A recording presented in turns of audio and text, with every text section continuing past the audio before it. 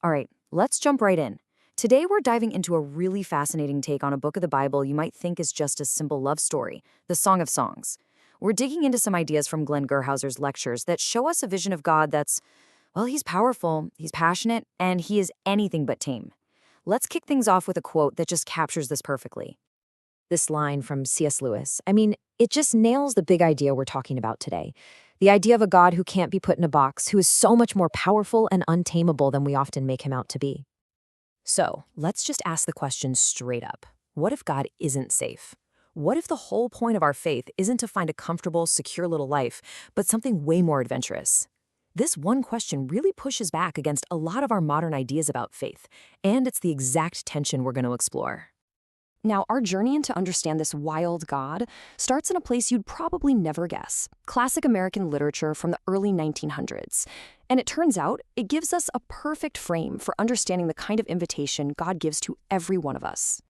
Okay, so you've got these two famous novels by Jack London, and they are perfect opposites. White Fang is about taming the wild, right? Bringing this wolf dog into civilization. But The Call of the Wild, now that's a completely different story. It's about a dog named Buck who's living a cushy, domesticated life, and he gets thrown into the Alaskan wilderness. Out there, he rediscovers this powerful, primal nature he never knew he had. And that is the argument here, that the Song of Songs is God's call of the wild to us. It's not a story about God taming us so we can fit into some cozy, predictable little life. No, it's about a wild king calling his beloved, that's the bride, out of her comfortable home and into this grand, untamed adventure with him. Okay, so that's the big idea. But where do we see this in the Bible itself?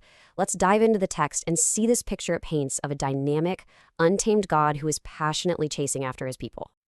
Listen to this language. It's just electric, isn't it?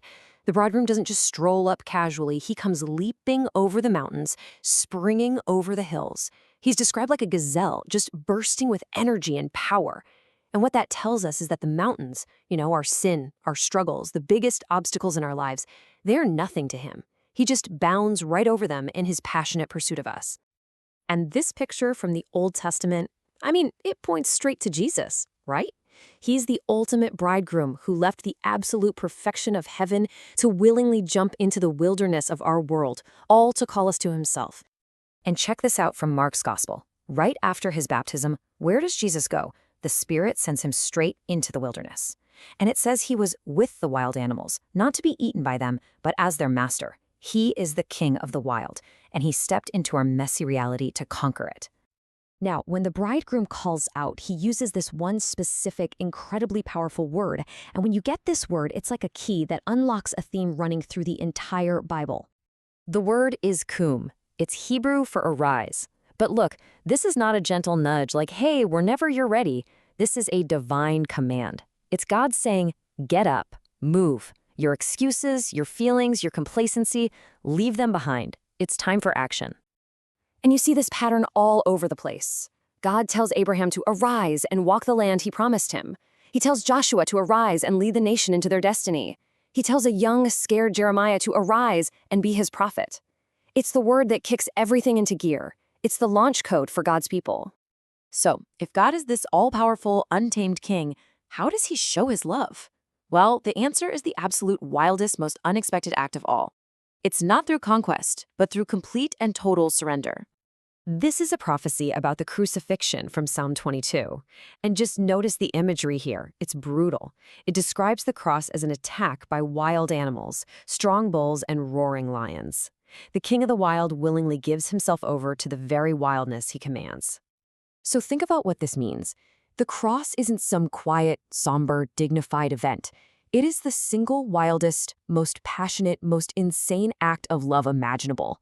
It's a public proposal to his bride, to the church, and it wasn't paid for with a ring. It was paid for with his very life.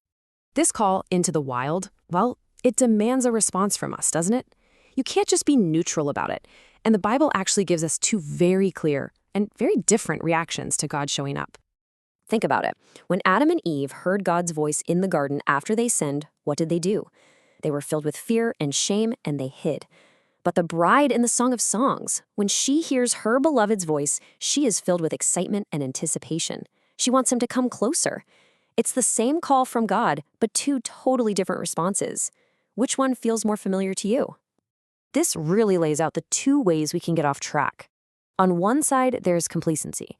You start feeling safe, you get comfortable in your religion, and you just become unresponsive to his call. The way back from that is reverence, a real healthy awe of who he is. On the other side, there's unhealthy fear. That's hiding from God, just like Adam. And the path back from that is desire, letting your longing for him to be bigger than your fear of him. And that brings us right back to where we started, with C.S. Lewis. He isn't safe, but he's good. See, the Christian life was never meant to be safe. It's an adventure with a king who is wild, powerful, and untamable. But we can trust him with everything because he is good. So ultimately, this call of the wild isn't just an old story about a dog. It's the call of the bridegroom to you and to me.